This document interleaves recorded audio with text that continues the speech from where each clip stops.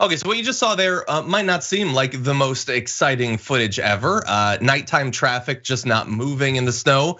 But what is interesting about it is how long it didn't move. What you're seeing there is insane highway gridlock in Virginia. Hundreds of motorists being stranded along a 50-mile stretch of Interstate 95 in Virginia for more than 15 hours. This apparently came about as a result of a couple different factors. One was a tragic crash involving 6 tractor trailers. Apparently they had over a foot of snow, difficulty clearing both of those obstructions away. And so as a result, along a 50-mile stretch, they were just stranded, freezing temperatures for hours and hours and hours. This is after the first mid-Atlantic storm of the year dumped more than a foot of snow across the entire region. So that is the experience that people had. As many hours went by, they had to decide, do I stay in a freezing car at the risk of eventually running out of gas?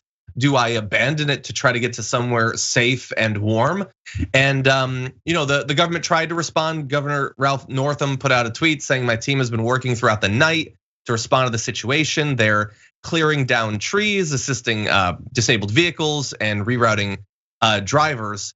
But some people involved in media and politics were actually stuck in that traffic jam. So Josh Lederman of NBC News live tweeted the obstruction, saying at that point he had been stuck for more than 7 hours, not moving, 30 miles south of DC. He said it's not just cars, there are disabled vehicles along the interstate, semis, everything. People run out of gas, they abandon their vehicles. Some would get out of their cars to take exercise breaks, including walking their dogs. Or he said he was melting snow in a bowl so that his dog would have water to drink.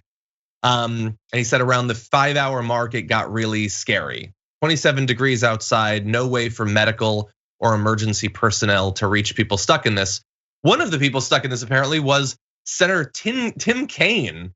He was stuck for 19 hours, apparently boxed in amongst these semis. And so look, it's a complex thing. It's an infrastructure issue. It's an issue of apparently more snow than was expected.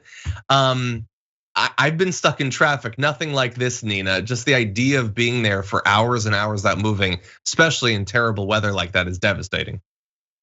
Yeah, it really is. And hopefully there'll be some promise in this problem, that they will figure out a way to make sure that something like this never happens again. A very long time. I mean, bathroom breaks, food, I mean, you name it, all of the things that you think about when you're in a moment like that. I mean, I'm from Ohio, and Cleveland, Ohio, at that lake effect is real. And I remember, John, many years ago getting stuck in a snowstorm and coming from the State House, actually trying to get from Columbus to Cleveland. And luckily I was with a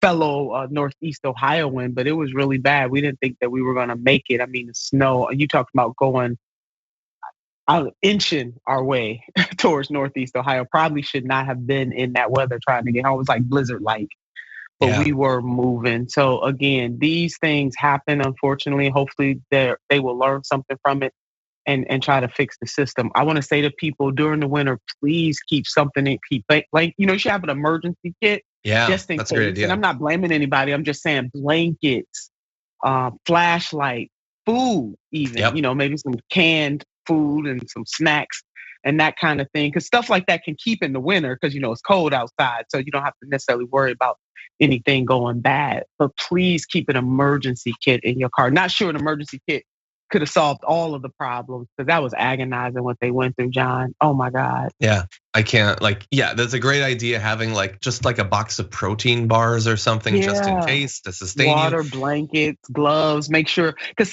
people in the winter, they just assume that they're gonna always be on the go, that their cars are, and some people don't wear a coat or they don't have gloves. Just have a kit that has all of the essentials in them. And then the workers, I wanna shout out the government workers and others that were really trying to help get people out of that situation. That is a moment where we definitely needed all hands on deck.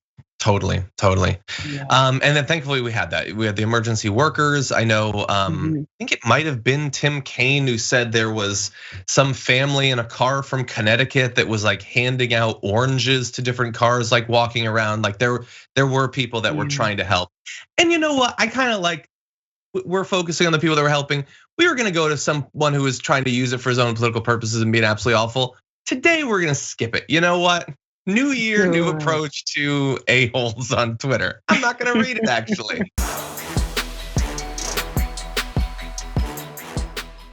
For more political news breakdowns, interviews, stories of activism, and me trying my hardest to care about the occasional big celebrity news story, subscribe to our YouTube channel at youtube.com/thedamagereport. And you can ring the bell wherever it is so you don't miss anything.